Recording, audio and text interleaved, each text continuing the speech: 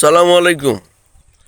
বর্তমানে Iran, America এবং ইসরায়েলের মধ্যে যে যুদ্ধটা হচ্ছে, এই যুদ্ধটা আপনার এখন বাণিজ্য যুদ্ধের রূপ নিয়েছে। আপনারা জানেন যে পেট্রোডলার সম্পর্কে এখন অনেকেই জানেন যে আসলেই পেট্রোলিয়াম যেমন জীবাশ্ম জ্বালানির লেনদেনের ক্ষেত্রে যে কারেন্সি বা যে মুদ্রা ব্যবহার করা হয়, সেটাই মূলত পেট্রোডলার। এখন সৌদি আরব আমেরিকার সাথে চুক্তি করেছিল সম্ভবত 1973-74 সালের দিকে, এবং ওপেক যে একটা তেল যারা উত্তোলন করে, অপরিশোধিত তেলগুলো যারা বিক্রি করে, তেল উৎপাদনকারী দেশের রপ্তানিকারক যে একটা যেসব দেশ রপ্তানি করে মিডল ইস্টে বা ওপেকভুক্ত যেসব তেল রপ্তানিকারক দেশ রয়েছে, তারা কিন্তু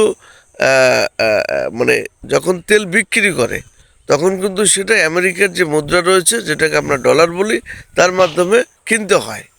তো আসলে যার এই কারণেই কিন্তু আপনার আমেরিকার যে বিশ্বে যে তার মুদ্রার যে প্রভাব, তার যে একটা আমেরিকার মুদ্রার যে একটা দাম, সেটা কিন্তু তার এই তেলের যে পেট্রোডলারের মাধ্যমে কিন্তু নিয়ন্ত্রণ করে। অর্থাৎ বিশ্বে যে আমেরিকার অর্থনৈতিক প্রভাব, সেটা কিন্তু এই পেট্রোডলারের মাধ্যমেই মানে হয়ে থাকে। তো এখন দেখেন বিষয়টা কিন্তু পাল্টে গেছে। আপনার এখন ইরান, আমেরিকা এবং ইসরায়েলের মধ্যে যে যুদ্ধটা চলছে, এই যুদ্ধটা এখন সর্বশেষে আপনার বাণিজ্য যুদ্ধের রূপ নিয়েছে। আপনি দেখেন যে ইরানের সামরিক বাহিনী আইআরজিসি, তারা যে আপনার হুরমুজ প্রণালী যে তারা অবরোধ করে রেখেছে, তাদের এখন বার্তা যে কেউ যদি চীনের যে ইউয়ান যে মুদ্রা রয়েছে, সেই মুদ্রার বিনিময়ে তারা যদি বাণিজ্য করে বা তেল কেনাবেচা করে, সেই সব জাহাজগুলোকে তারা হরমুজ প্রণালী দিয়ে সুন্দরভাবে যাতায়াত করতে দেবে।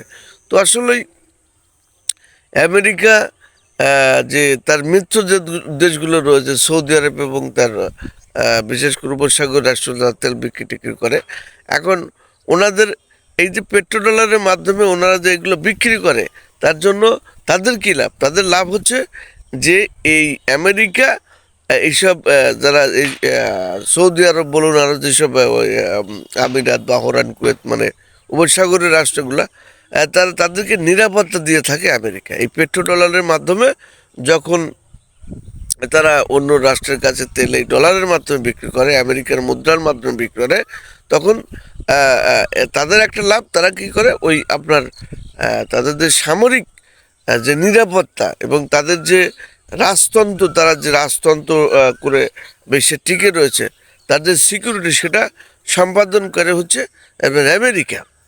এখন এগুলো নিয়ে তারা কি করে, আবার এই আমেরিকার বিভিন্ন কোম্পানি রয়েছে, বিভিন্ন কোম্পানি রয়েছে, তাদের কাছে এগুলো দিয়ে তারা সেখানে বিনিয়োগ করে, এটা তাদের অনেক লাভ আছে।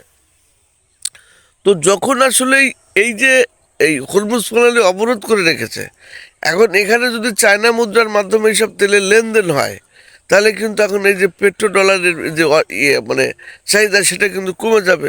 আমেরিকার যে ডলার, যে বিশ্বে যে তাদের যে ডলারের যে প্রভাব, সেটা কিন্তু এখানে কমে যাবে। তো সুতরাং এখন দেখা যাচ্ছে যে এই যুদ্ধে যদি ইরান জেতে, তাহলে কিন্তু এখানে চায়নার কিন্তু অনেক লাভ হবে।